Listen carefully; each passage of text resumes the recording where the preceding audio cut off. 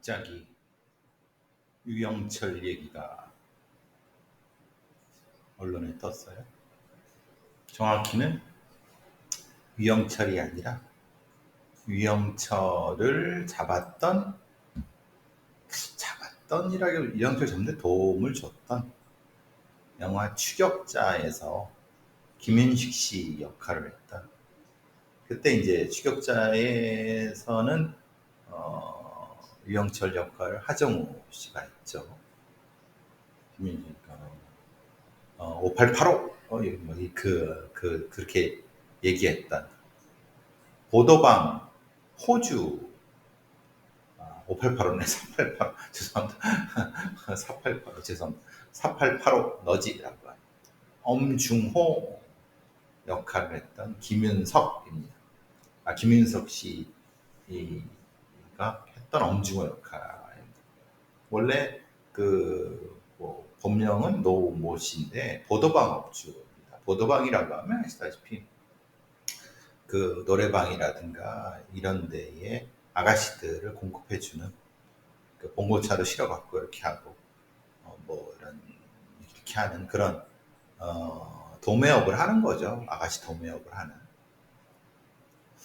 근데 이제 왜 그러냐 했더니 얘가 마약 관리법, 그러니까 마약에 빠져서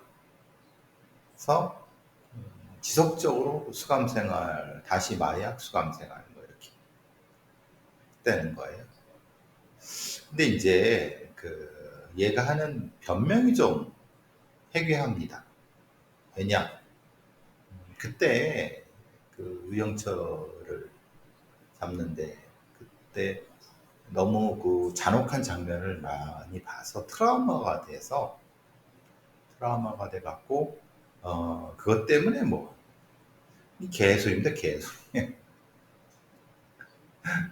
야, 그러면은 네가 그 정도면 그거를 잡았던 경찰이나 이런 사람들은 다 그럼 마약에 빠졌겠네. 그러니까 이제 말 같지도 않은 소리인 거죠. 근데 그냥 유영철 얘기 잠깐 나와서 했는데, 범죄자들 특히 이제 이런 강도범 또는 성범죄자, 살인범 이런 애들은 자기 변명을 많이 합니다. 이게 이제 실제로 제대로 된 수사가 되느냐. 어떤 사람이 그런 얘기 하더라고요. 야, 넷플릭스의 네임코트 킬러 역시 잘 만들었다라고 하는데 웃기는 소리입니다. 제가 거기도 인터뷰 했지만은 해갖고 신신당부 제발 경찰 애들 말을 고지고대로 믿고 그대로 만들면 안 된다.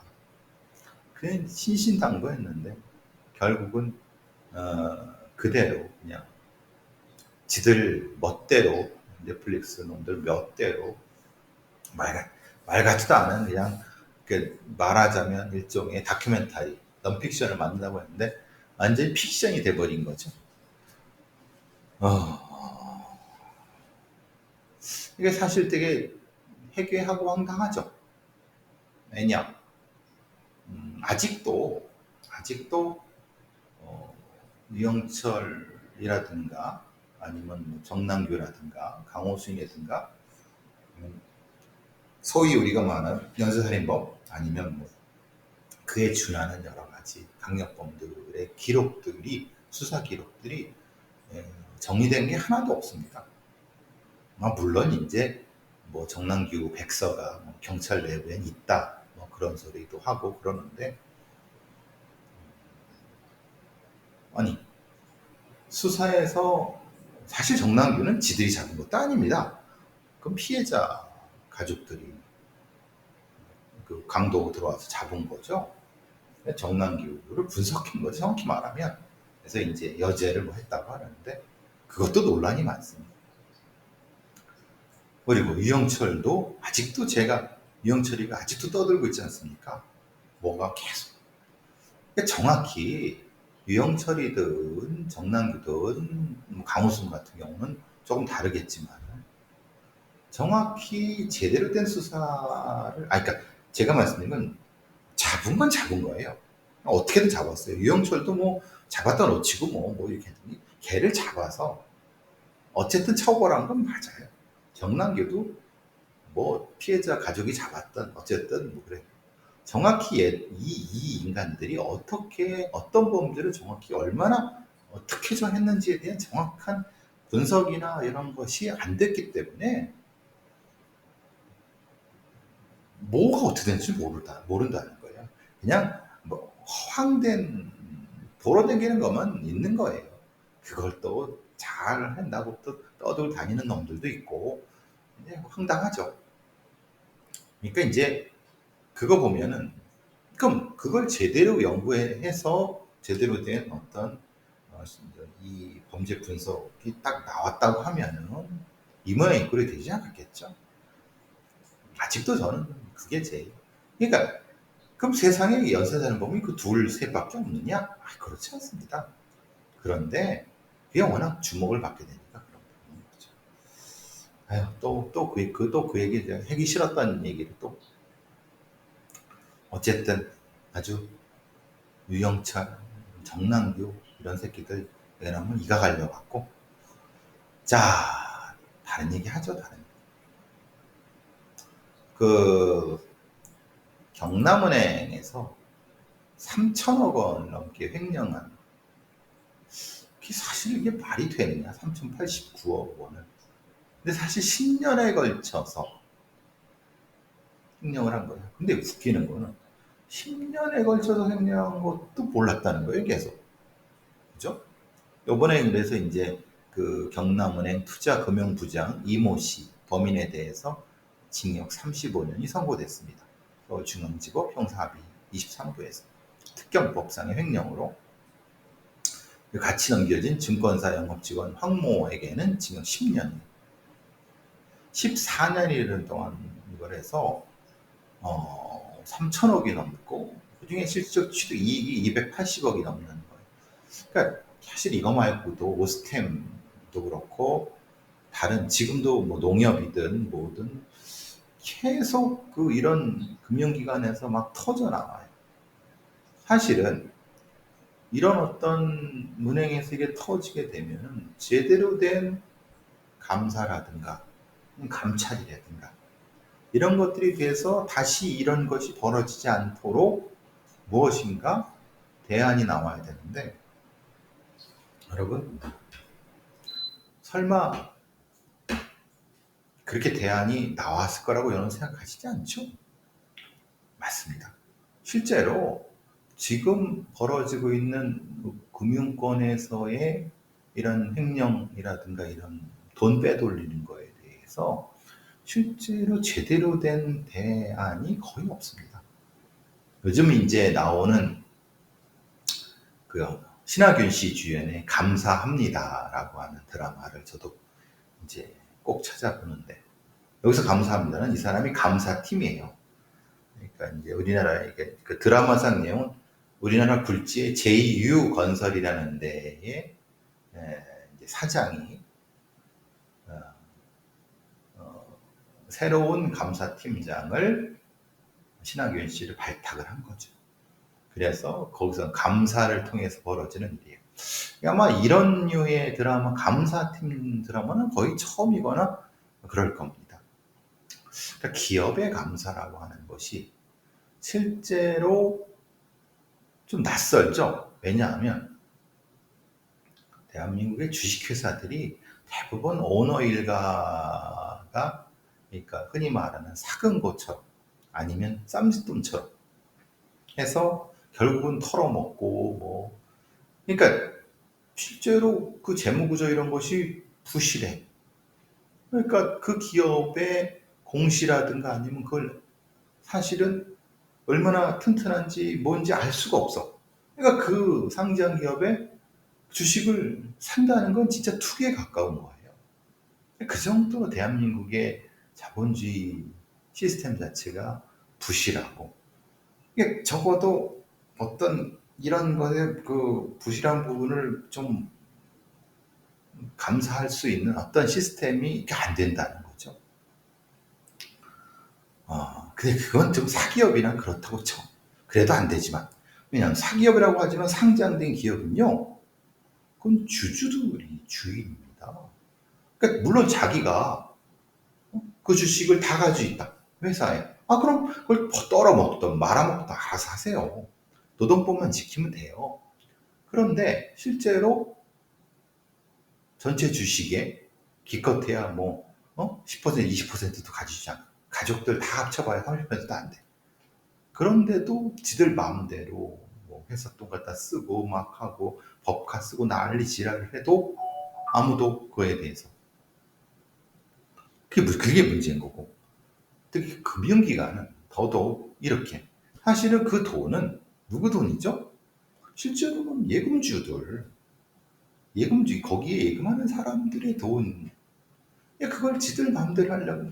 그러니까 그거를 정확히 감사를 하고 정확히 시스템을 만들어야 되는데, 이게 도덕적 모럴 해저드가 너무 많아서 실제로 경남은행 투자부장이 너무 10년 동안 헤쳐먹어도 어쨌든 그냥 갖다 메꾸면 되는 거고, 이쪽 갖다 메꾸면 되고, 이걸 저 장부를 조작해서 이쪽하고 저쪽 위조하고 막 그래서 나중에 터지는데 이제 감당 못 하는 거죠.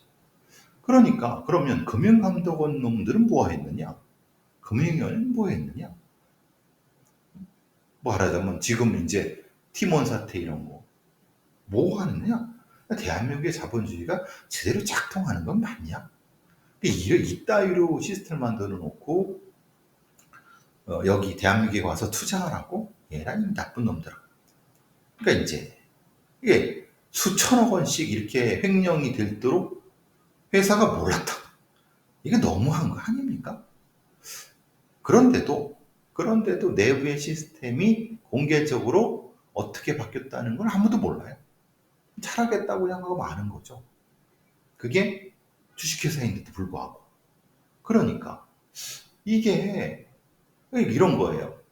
또 이런 얘기하면 기업가 놈들은 사주재산, 사유재산을 이렇게 국가가 막 하는데 웃기고 자빠져 있네. 주식회사가 왜 사적, 왜 니네 돈, 니네 거니? 주주들 거지. 하여튼, 그런 것도 저렇게 그러니까 자본주의가 제대로 작동하지 않으면 타망하는 겁니다. 그러니까 이런 어떤 금융범죄, 횡령범죄는 엄정하게 처벌을 하고 범죄 수익 환수하고 이래야 되는데 실제로 우리가 그러느냐. 더더군다나 사기범죄, 주가 조작범죄, 또 코인 조작 이런 것들이 엄정하게 어떤 국가의 시스템에 의해서 수사되고 처벌되고 이것이 방어되느냐. 여러분 그렇다고 믿으십니까? 믿지 않아요. 그러니까 어떻게 하라는 얘기야. 근데 참 그러니까 저 같아도 할 수 있으면 외국 주식을 하죠. 외국 주식 할 돈이 없으니까 못하는 거지. 국내 주식 안 합니다. 제가 말씀드렸지만 옛날에 친구가 그 기업은행에 다녀서 그거 조금 사달라고 해서 그렇게 이제 20주 산 거 아직 10년 넘게 20년 넘게 보유하고 있는 그 정도밖에 안 됩니다. 보니까 수익률이 마이너스 20%더라고요. 그러니까 이제 아마 그때쯤에 이렇게 하느냐고 이렇게 해달라고 한 거겠죠. 그래서 에휴, 그래 봤자 돈 10만 원 날아간 거 어쨌든. 근데 그건 그렇다고 쳐도 경남은행 3천억 횡령 사건은 징역이 35년이 선고됐습니다만은 이건 형량의 문제가 아니라 우리의 금융 회사들의 그 은행이라든가 금융회사들의 모럴 해저드가 너무 심하다.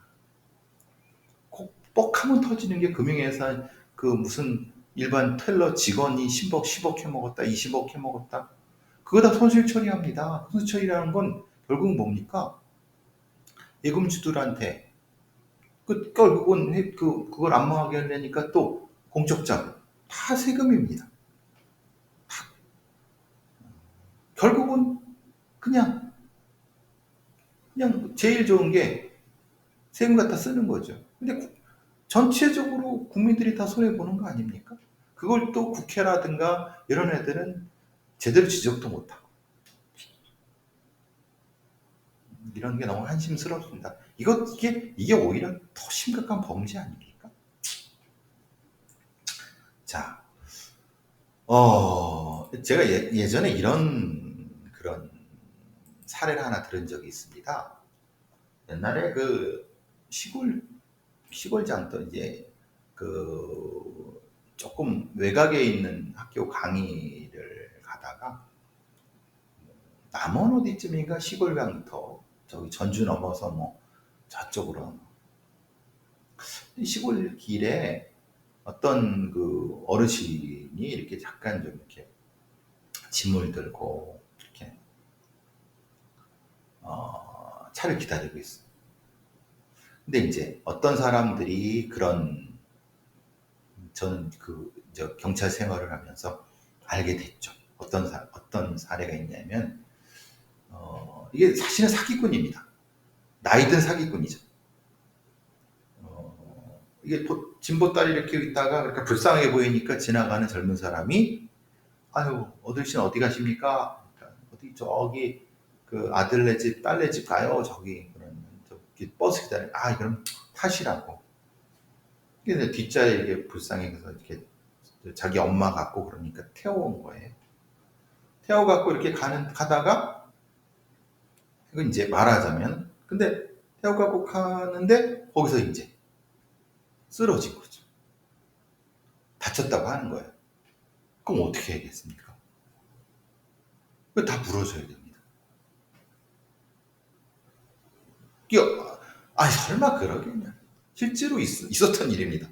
저는 그 사례를 그 선배 경찰로부터 듣고, 저럴 수도 있구나. 이게 아무리 그래도, 물론 그걸 감내할 수 있으려면 그냥 도와주고, 그러다 해면 독박 쓰고 말지라고 하는데, 실제로 이런 일이 벌어진 게 뭐냐면, 광주에서 벌어진, 광주 광역시죠. 길가에 가는데 그냥 그 어르신이 80대 어르신이니까 비틀고 넘어질 수 있잖아요. 좀 정신 뭐라고 하나 이렇게 힘이 없으시니까 그걸 이제 잡아왔던 거예요. 근데 되레 자기를 맞았다. 그래서 112 신고를 해버린 거예요. 이게 너무 억울하죠. 가서 그 80대 그 사람이 뭐라고 했냐면 내가 주차장에 걸어가는데 안돼 경적을 울리고 내려가고 나를 멱살 잡고 밀쳤다라는 거예요. 근데 경찰이 신고를 해보니까 그럴 리가 없어. 불송치 다시 이의신청 다시 했더니 그래서 목격자들 말 CCTV만 들어보니까 병원 CCTV 이건 병원 주차장이라서 CCTV가 있었기망정이지. 그러니까 보니까 뭘 멱살을 잡고 밀치긴커녕 넘어지려는 걸 그 사람이 잡아준 거예요. 그러다 목격자들이 본 거예요. 그래갖고 이제 너무 괘씸하잖아요. 80대 그 노인이. 그래서 무고죄로 벌금 300만 원. 그런데 이 사람이 중증 장애가 있었나 봐요. 근데 이것도 사실은 좀 저는 알 수 없습니다. 중증 장애랑 이 사람의 거짓말이 그러니까 말하자면 이게 치매란 얘기인가요? 그러니까 아니 치매라고 하더라도 그러면 치매라고 하면 이거는 300만 원을 내리면 안 되지. 그러니까 사실은 그게 아니었던 거지 사실은. 그러니까 이거는 이 사건 같은 경우는 그나마 병원 주차장에 CCTV 있었기 때문에 그게 이 운전자가 자신의 억울함을 벗을 수 있었지. 근데 보통의 사기꾼들이라든가 이런 흔히 말하는 합의금 노리는 이런 사기꾼들은 CCTV가 없는 저 시골 길이라든가 아니면 이런 데 있지 않습니까? 아니면 이런 게 없는 블랙박스 이런 게 없는 좀 있다가 이렇게 뭐 도와주는 것처럼 하다가 푹 쓰러져요.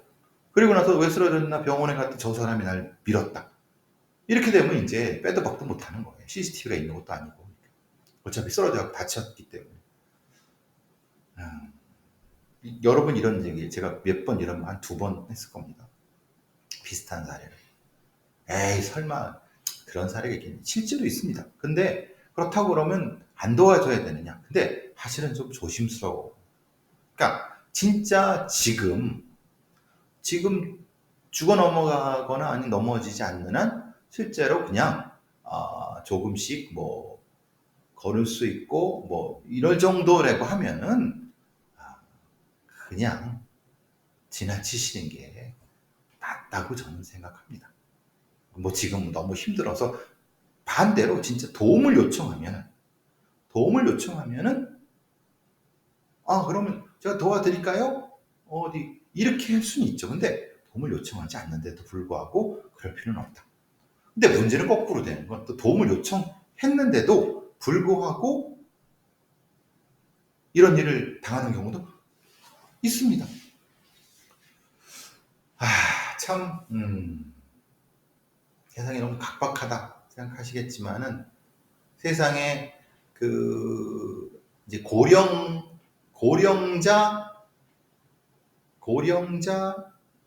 그 사기꾼들도 분명히 존재합니다. 노인 범죄자들이죠.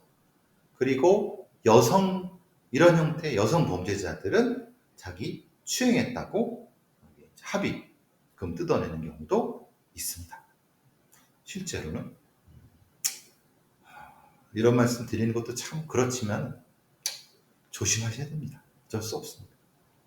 그러니까 단둘이 있을 때 뭐 이렇게 말고 CCTV 있거나 아니면 여러 사람이 있을 때 그럼 여러 사람이 있으면 뭐 내가 도와주지 않아도 되잖아.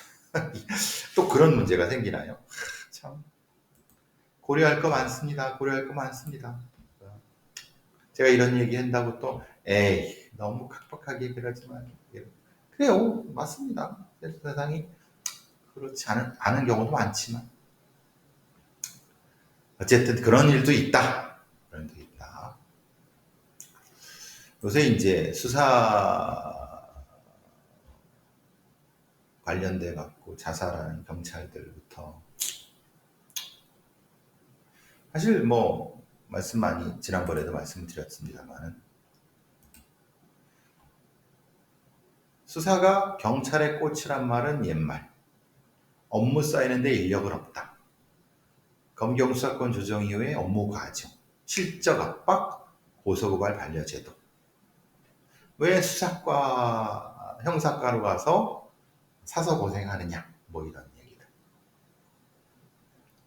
그래서 관악경찰서, 수사과, 경위, 자살. 뭐 양산경찰서, 경찰관, 해화경찰서 경찰관, 뭐 자살 시도, 뭐 이런 부분들. 올해 4,000명 규모의 기동순찰대 형사기동대 때문에 수사과에서 인력을 많이 기동대로 뺐다. 그러니까 실제로는 수사하는 인력이 너무 없다. 보통 도제식으로 수사관들을 교육하는데 그러니까 신입 수사관들이 왜냐하면 선배들이 가르쳐줘야지. 자기 바쁜데 어떻게 가르쳐주냐. 그런데 배우지도 못한 신입 수사관들한테 50건, 60건 막 던져준다. 선배들은 자기들도 어떻게 못한다. 더더군다나 서울청 같은 데서는 장기 사건 너 처리했어 안 했어? 계속 압박. 사실 그렇게 이제 얘기하면 다시 말씀드리면 그럼 경찰을 더 많이 뽑으면 됐지라고 말씀을 하시겠지만 세상 경찰 어떻게 더 많이 뽑습니까? 생각해 보시면 그러니까 많은 이웅혁 교수도 그렇고 동국대 이윤호 저희 경찰 출신의 그 경찰 전문가 아니면 그런 어떤 경찰 행정학과 경찰과 교수라는 사람들이 그런 소리를 해댑니다. 저는 이제 그런 소리 택도 없는 소리다. 현실을 몰라도 너무 모른다. 그러니까 전혀 모르는 소리다. 생각해 보시면 현실적으로 생각해 보세요. 경찰 더 많이 뽑아주십시오라고 하면 1년에 4,000명을 뽑습니다. 경찰 3천에 4,000명 뽑습니다. 그럼 1,000명을 더 뽑아라 한다는 거예요. 1000명을 더 뽑으면요, 생각해 보시면 연봉이 못해도 3천은 되잖아요. 그죠? 3천에 1000명이에요. 3천만 원에 1000명이라 감당할 수 있습니까? 못한다는 거예요. 흔히 말하는 재정 경제부라든가 돈줄을 꽉 쥐고 있는 정부의 부처는 가뜩이나 세수 안 거치고 부자 감세라고 해서 막 그 부자들 세금 깎아주기 바쁜데 돈이 어디 있어요. 그죠? 그러니까 그냥 쉽게 얘기할 수 있죠. 아이 뭐 경찰 인력 더 뽑으면 되죠. 뭐 인력이 부족해요. 그러면은 말 같지도 않은 소리죠. 그런 입만 사는 전문가들은 사실은 제대로 된 분석을 못하는 사람들이고, 자 보십시오. 그러면은 정확히 지금의 인력으로도 실제로 이게 불가능한가? 제도적이나 아니면 인력 구조 조정을 통해서 불가능한가? 실제로는 가능한 부분이 분명히 존재합니다. 즉 말하자면 경비경찰이라든가 지금 형사 개정되기 이런 애들을 다시 원복시키고 경비경찰 중에 일부를 이쪽으로 돌리고, 그리고 지구대 관련된 부분에서 인력 조정을 하고, 그 다음에 지방경찰청 혹은 경찰청 내에 과인원들, 사실 쓸데없는 인원들 돌려보내고, 또 하나 이 총경이사급 고위직들 숫자 줄이고, 이런 뼈를 깎는 구조조정은 충분히 할 수 있거든요. 그거 하고 그 돈과 그 인력으로 수사관 합격, 또 수사 보직 전임제, 그리고 실제로 고소고발 반려 제도를 바꿔주는 것, 그 다음에 수사 전종, 이런 것만으로도 충분히 3천 정도 넘는 수사관을 확보할 수 있습니다. 그리고 중요한 건 제가 늘 말씀드리지만 양이 아니다. 질이다. 그리고 제도적 전환. 그걸로 충분하다. 그러면서 인력은 서서히 보강하면 된다. 그 과정에서 뭐 나중에 정권이 바뀌거나 아니면 뭐가 어떻게 되면은 검찰 수사관 8,000명을 끌어들여서 범죄 수석을 만드는 조직적인 어떤 이런 부분, 그리고 실제로 화해나 조정할 수 있는 변호사들을 동원해 갖고 고소를 안 해도 중간에서 화해를 할 수 있는 시스템이죠. 이런 생각을 해야지. 뭐 아니 인력이 부족해, 인력 좀 주세요. 말 같지도 않은 소리입니다. 인력이 없다고 인력을 주겠습니까? 이게 지금 그게 현실적으로 가능한 얘기입니까? 이런 부분들이 사실은 중요하다는 얘기입니다. 현실적인 방안, 실전적인 방안, 그걸 통해서 구체적인 로드맵, 충분히 가능한 부분이거든요. 오히려 현실적일 수 있죠. 그리고 경찰 노조를 만들고 경찰 스스로의 방어권을 좀 만들어줘서 할 수 있는 부분까지. 그런데 오히려 제 말이 더 허황되게 들리죠. 왜냐하면 현실적인데 허황된 겁니다. 왜냐하면 그렇게 하려면 기득권을 없애야 되거든요. 그러니까 오히려 그냥 소위 자칭 전문가들이라고 하는 사람들의 인력을 늘려주세요가 그렇게밖에 못하나요? 이게 뭐 하자는 건지 그렇습니다.